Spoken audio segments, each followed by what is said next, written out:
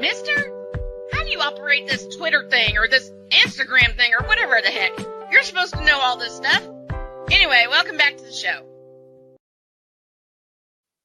We're going to be a little busy tonight as we got a little something for you presented by Snowman's Pampered Chef Party.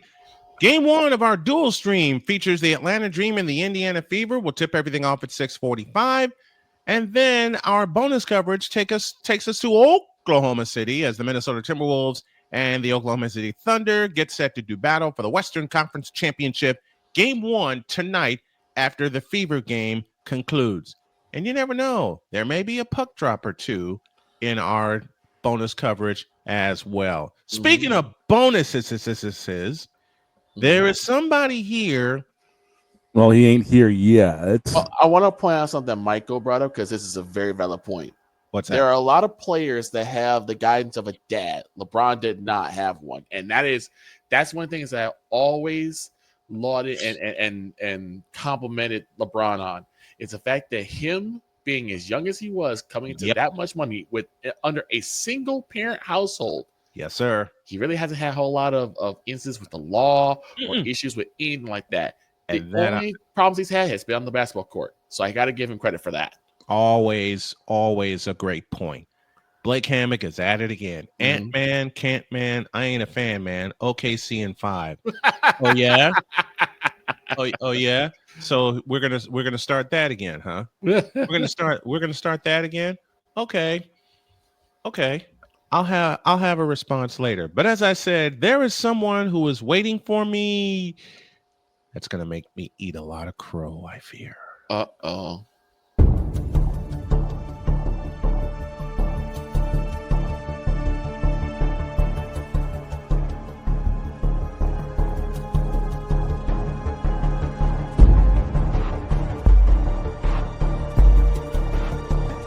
Now, forgive me not knowing the brother. You got your mic, but I don't know who the hell you are. It's like you're in the broadcasting witness protection program.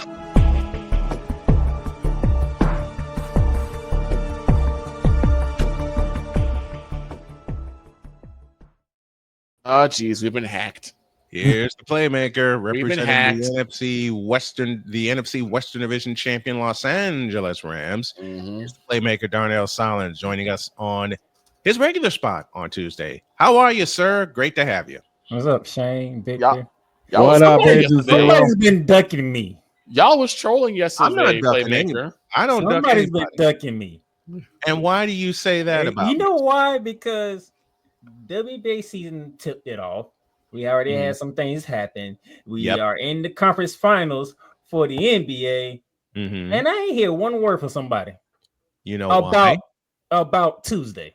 I ain't hear nothing. I'm like, wait a minute. No message, no nothing. You know why? Because I was fast asleep. I was out. I'm already bald, and yet I'm still pulling hair out trying to keep schedules together. Y'all was trolling yesterday, Playmaker. I saw y'all. The WNBA season tipped off Friday. Yes, it did. It continued Saturday. You had Sunday. Yep. And you had Monday. That's 4 days. He ain't sleep all 4 days because he actually popped his head into the show yesterday. I was gonna say y'all was trolling. Still didn't say nothing. So look, trolling. I have not been ducking you. I have been asleep, and I've also been a little under the weather. When I poked in yesterday, I was in this office, and then I leaned back in this chair and I passed out again. Like I said, y'all was trolling. I've been sleeping a lot. Who is y'all? It was only one man trolling. It's your show.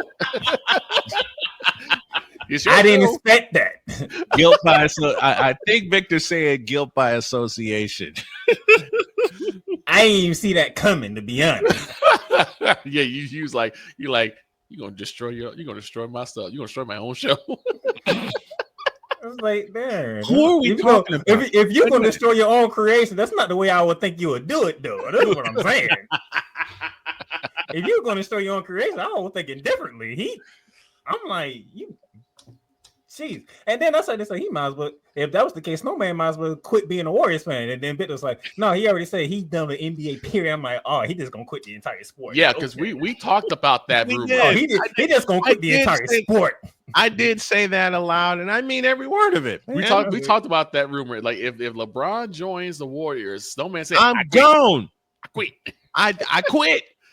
See, I gave you just leave the Warriors alone. Vic is like, no, he just quitting the entire sport, period. Right. He quit watching. We talked about this. Like, dang, he just gonna quit the entire sport. I quit. If LeBron joins the Warriors, and I can't believe I've said that without throwing up, I will leave coverage of the sport I have loved since 1980. That's like this fool making it to Santa Clara in February. That's not happening. We know that, but I'm using an example here, okay? Y'all could use Zach Wilson. So yeah, look, Zach Wilson don't count, okay? So when Cole put that on him, like, what is it's Cole Johnson now? No, it's Cole Johnson. No, right? Playmaker. Have you not remembered who you're dealing with? It's Cole Johnson. I know who I'm dealing with. I did not. Warriors and LeBron was not on my mind on the show yesterday. It was not on your bingo card.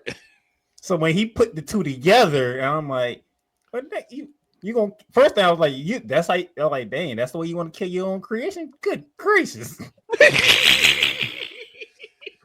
And you know what creation we're talking about here. Yes. I'll ask this question though, Playmaker. What are your thoughts on the lottery? Because everyone has had basically their idea the lottery is rigged. I want to ask you because you are the aficionado. Listen, before, and yes, I'll cede the aficionado status to Playmaker.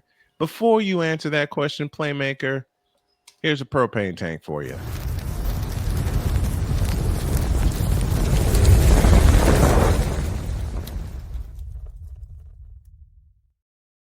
The floor is yours.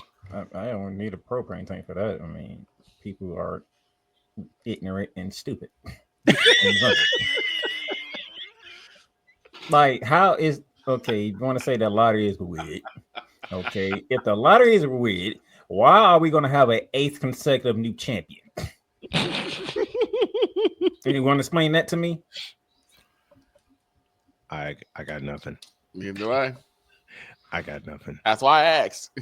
Like, if you're gonna rig anything, don't you think you're gonna rig something that's like more meaningful than a draft lottery? Yes. I think the way they look at it is like, well, if the person who has like the number one pick is like the one. No, I get it, because when Charlotte traded Chris Paul, that same year they ended with the number one pick.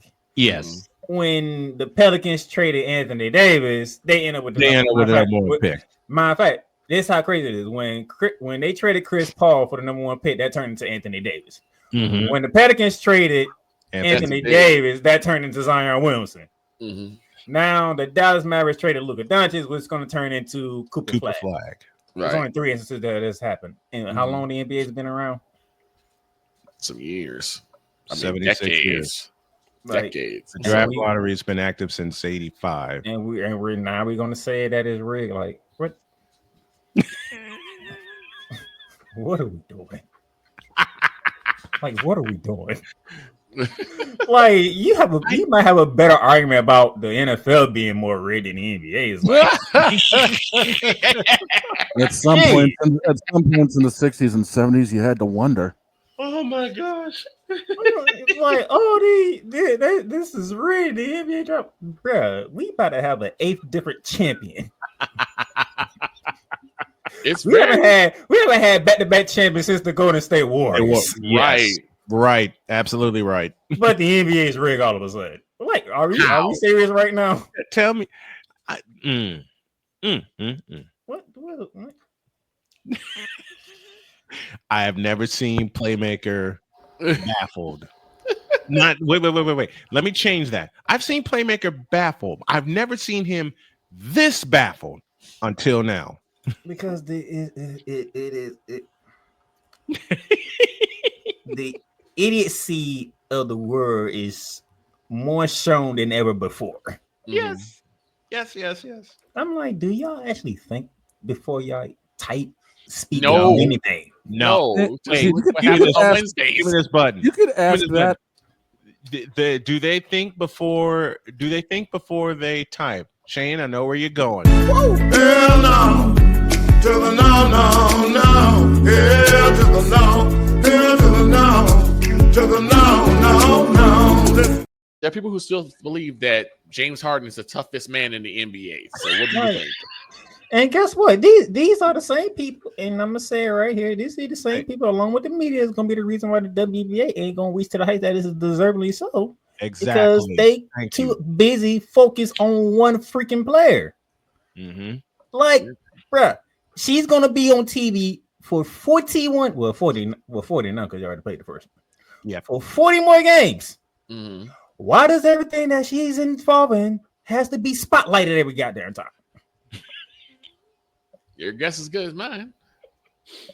Did you not witness Navisha Kaya come out here to Dallas and went for 34 on the wings and Pace Becker's first game? Mm-hmm. Mm-hmm. Did you not want to talk about Kelsey Plum's debut as a LA Sparks going for a record 37 points in the opening game for the Valkyries? Mm-hmm. In the Valkyries opening game, right? Matter of fact, there ain't no way you talking about the triple double that Caitlin Clark did, which she didn't deserve, by the way. Damn. If we being completely honest. But no, we want to tell you about Caitlin Clark gave a hard foul to Angel Reese. Angel Reese reacted probably like any other player, men or women, would have reacted anyway. Yeah. And then we want to blow this out of proportion. And then them two at their press conference kept it simple. I didn't think it was a player foul. They upgraded it. Oh well. Well, refs called a flagrant foul, basketball play. They got it right. Move on. I'm like, these two are unbothered. So why is everybody else bothered? Right. That's a good point. But I'll to that point. I'll ask this question though. Like, who else is supposed to stand up besides Camila Cardoso and Angel Reese? Because I didn't see anyone do it on Saturday. Who else is supposed to be able to take up the scoring cause? Is that flamethrower still hot? It most certainly Yes, is. It most certainly is, brother. Because Victor watched the show yesterday, so he already know where I'm gonna go at. Please do it again. Flamethrower? Look here. Do you need the flamethrower? Oh, you know. Yes. Why? Tell me why. Oh no. Haley Van Lit only gets 4 minutes in the game. Only gets 4 minutes. Yes. You have Kia Nurse. Mm-hmm. I like Kia Nurse. Yeah. Follow Kia Nurse from my Seattle days and her LA days. Mm-hmm. I don't like Kia Nurse, but Kia Nurse gave you 4 points. 4. And 20 some minutes of gameplay. 25 minutes. Matter of fact, she gave you 4 points and 1 assist. Mm-hmm. No rebounds, no steals, no blocks, no nothing else. 2 for 8 from the field. Haley Van Lit, when Chicago was getting their ass drilled by Indiana, by the way, can only get 4 minutes, where she scored 4 points and went 2 for 2 from the field. At the tail end of the game. Mm-hmm. What are we doing? What? You get your ass beat by 35, and you only play your first round pick 4 minutes. 4. When you realize that game. There was no scoring happening on your team. Hello, you got a bona fide scorer who's a rookie right there on the bench. Mm-hmm. It only played 4 minutes. Not only that, she actually has chemistry with their star player, Angel Reese. Absolutely. They played together. What are we doing, Chicago? So I'll ask this question: is that a coaching issue? Yes. This is a brand new coach. Yes. I said it all day Saturday. Matter of fact, because I'm pretty sure. Just a moment, Playmaker. Victor, you rode shotgun with me on Saturday. Mm-hmm. I said it all day Saturday. Where is their rookie? Where is Haley Van Lit? Because matter of fact, I'll go one step further, Playmaker. Haley Van Lit should have got the start. Why I don't not? care about the starter now. I'm just like, hold on now. Come on. Now, I'm pretty sure between the four of us, Snowman's been the only one who probably caught preseason games because I'm too. I'm pretty sure Haley Van Lith showed what she can do in preseason. She sure did. I'm pretty sure she did. And you know what makes it so scary? Mm-hmm. The reason why Chicago might have a very bad season here. Oh, it's going to be terrible. Indiana didn't play their secret weapon either, which is even more terrifying. That is true. Because Sophie Cunningham wasn't available. Sophie Cunningham was not available due to an ankle injury. I want your listeners to hear this. Like, go for it, man. It's all yours. I told people Indiana won the offseason. That was before they even got Sophia. I said, now y'all give Caitlin Clark the one piece that's gonna really be a problem. A sniper. A sniper. Oh Lord. Oh my gosh. That's like the worst thing you could have did until Connecticut continued their brilliant offseason. Right. And to think about it, Sophie Cunningham didn't play yesterday, out with an injury, and Indiana still hung 93 points on the board. And that's what the Ron Obama ain't even scoring double figures. Nope. DeWanna Bonner went like she scored 2 7 for points. 11. She scored 7 points. But congratulations though, you made it to third all time. 7 points, which that should have been talked about. The triple double controversy should have been talked about. And we did talk about it. We did talk about doing well. But we want to talk about Angel Reese and Caitlin Clark. Well, they're always going to be not going to feed into y'all mess. Can y'all stop the media? Stop it. Y'all going to kill the media won't stop it. But we broke down the game. We broke down the game. All of 4. And Snowman's a Caitlin Clark fan, and I can say this right to his face. Caitlin Clark did not deserve that triple double. I'll agree with that. Snowman, because the game was far over. Now that would have been Angel Reese. What would have happened? Controversy everywhere. Media opening their mouths saying, "Oh, she didn't deserve it. She didn't earn it." Or more like she whined. She whined her way into it. You had none of that when Caitlin Clark. None. I can't think about it this way though. It's like Angel Reese did exceptionally well. A lot of people will say, "Oh, she sucked." Like, yeah, she scored some of the best. She said the biggest points. She had 17 boards, 17 rebounds. No, because these idiots can't get. Because these idiots have this preached notion, and then Rebecca Lobo on the call, by the way, we boot their notion. So she does get her own misses. It feels like if you take away all the miss rebound that she got for herself, she'll still lead the WNBA in rebounding by a wide margin. And we're talking about a league. We're talking about a league that has Aja Wilson, Breonna Stewart, John Carl Jones. 3 of the best in the business. And Angel Reese will still lead the WNBA in rebounding. Oh, she'd blown them away. So what are you idiots really talking about here? When a Hall of Famer who calls games for a living is telling you if you take away all those own rebounds she had, she still leads the WNBA. Yeah. And I wish she would make more of her shots. Yeah, a lot of layups. A lot of her layups were like short things, and they still were misses. So I that's how I look at it. It's like I do kind of worry sometimes because like it seems like she does not have the concentration to actually put the ball in the basket, especially when she's so close. And she's tall. I don't mind. It's the fact that when you try to make it seem like that's the only reason why she's getting the rebounds, and it's statistically wrong. You have no comeback. None. It's statistically wrong. That's the thing that gets me is that statistically you're wrong, and you still try to argue the point. You know that that's a habit they're not going to quit. They're not going to stop. That's why I say the fans and the media is going to be the reason why the WNBA doesn't reach the level it should reach. That's one of the main questions me and Cole Johnson had. You was on the snowstorm, man. How would they cover the WNBA? Is it all about Caitlin Clark, or are you going to cover the league as you supposed to? I'll answer that question for you. And yes, I'm a Caitlin Clark fan, but I'm also a women's basketball fan.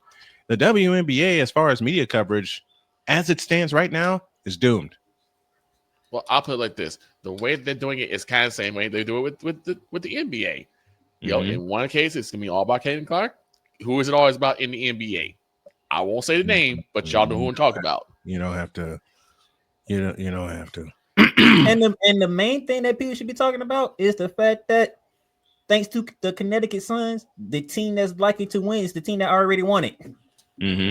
They did not see how they played against Las Vegas. Right. Blew them out. And you know why? Because Connecticut, with their bread all season, decided to give the team that had been a thorn in their side from winning championships the whole time. It's like, you know what? Here, y'all can take this dog right here. Y'all can have her. Y'all can just have her. And those of you who know what I'm talking about, Natasha Cloud. Oh, so they pulled the Dallas Mavericks. Yeah. They did worse. Like what the Dallas Mavericks did don't even compare to what the Connecticut Suns did. Oh it's not even close. Oh my God. So first of all, the Connecticut Suns got rid of their head coach. Snowman, where's their head coach at? Indiana. They best player also left Connecticut. Where's that best player at? Indiana. They second best player. They traded her. You know where they traded her to? They traded her to Phoenix. And in that trade, they got Natasha Cloud out of there. They wasn't done. They best defender. Guess what they best defender is at? Down there in Dallas with Enrique Gomorrah and Paige Burgers and Dejanay Carrington. In Dallas. Oh. And in that trade for Alyssa Thomas to Phoenix, they got Natasha Cloud. And they looked at it and said, you know what, Natasha Cloud, we're going to trade you. Okay, where I'm going. You're going to the defending champs, New York Liberty. Yep. And Natasha Cloud showed off. So they didn't pull the Dallas Mavericks, they pulled the Pittsburgh Steelers. Okay. That makes sense. Stuck several rolls of quarters up their own asses. Connecticut had the most brilliant off season I have ever seen in sports. How does match your whole team in one off season? Shane, we ain't talking about a span here. One off season, the entire Connecticut Sun team is done. Is gone. I know. Is gone. And then your biggest problem is the New York Liberty. They won the championship, and you say, you know what, y'all can have Natasha Cloud. What? I gotta ask something, Shane. Do you think this was a 38-day-old Mayo masterclass on how to destroy your own team? It's more like a 70-year-old Kraft mac and cheese bread way to ruin a team. That's why Ryan's in the chat talking about they need Rebecca Lobo to buy this team so they can relocate because they just pretty much destroyed this entire team. And the main person that's suffering from all this is Maria Marbury because she's like, since y'all trade everybody, y'all might as well just trade me. They said, you get to stay. Mm-hmm. You need you. It's like they traded everybody else, and then they looked at Mabry and said, "No, we need you for what?" Right. What do you? What do the team that you built is the reason why I wanted to come here. And they're all gone now. All gone. Gone. Bye-bye. Brian McCarthy. Good morning, Snow Crew. I hope Rebecca Lobo gets a group of investors to buy the Connecticut Sun and relocate them to Albany. I will have courtside seats for the first game if she makes that happen. She makes that happen. I'll be very careful because the mind that I just had. Oh God. What if one of them buyers is one Antonio you know who? Oh hell no. He got the money. I will Victor. Give me this button here. Victor, I want you to repeat that for me. I said, what would happen if one of those investors happened to be Antonio you know who? I have two responses for you. 3 actually. Okay, first one. You fool! 2. Stop the cap. And 3. He too busy getting arrested. For fighting. So I don't know. His brain is on straight. Matter of fact, Victor, I'll complete the slam. Stop it. Get some help. No, you know what? I'll complete the slam for you because I know where they'd be playing. So I realized that I think even though it's not advertised, right, there has to be a place for stupid people. We don't know because we're not stupid, so we don't know anything about it. It's like a secret club society. Oh my gosh. So I come to the conclusion that he graduated from SU, stupid university. Yeah, and all the stupid ass letters that go along with graduating high honors of being stupid. I can't do no more, man. Vámonos, dominos, vámonos. Stupid university, where everyone graduates. Magna cum stupid. Ladies and gentlemen, welcome to the Odyssey Pavilion here on campus of Stupid University.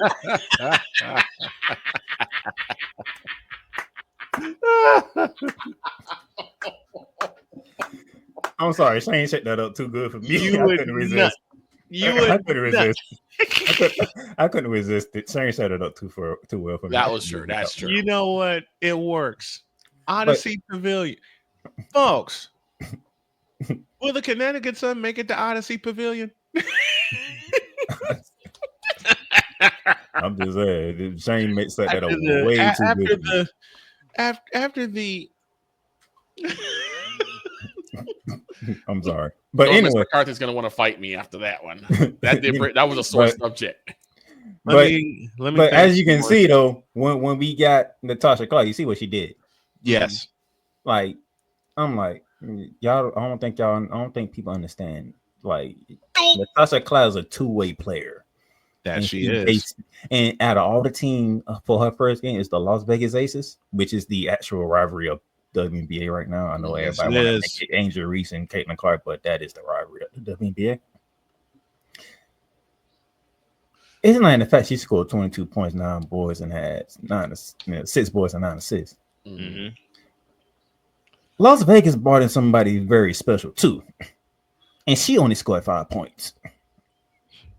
That would be one Jew Lord. Mm-hmm. Yep. And then when it comes to it, I'm gonna say this, and Snowman might look at me crazy, but bring it on. Best pair in the world spot is up for grabs. I agree with that. I mean, it's early, so it is up for grabs. Mm-hmm. It's early, and so, and if you say Caitlin Clark, I will slap the hell out of you. I mean, because Caitlin Clark is not in the running. I'm telling you right now, Caitlin Clark's not in the running. It's too early to tell. Way too early. I ain't saying that it's not too early to tell, but I'm saying the consensus is Asia Wilson's the number 1 player. Oh hell, I said that. But I said that. But I said somebody. Go ahead. But somebody's on a revenge tour, and her team is on a revenge tour. Oh boy. Nafisa Kaya and the Minnesota Lynx.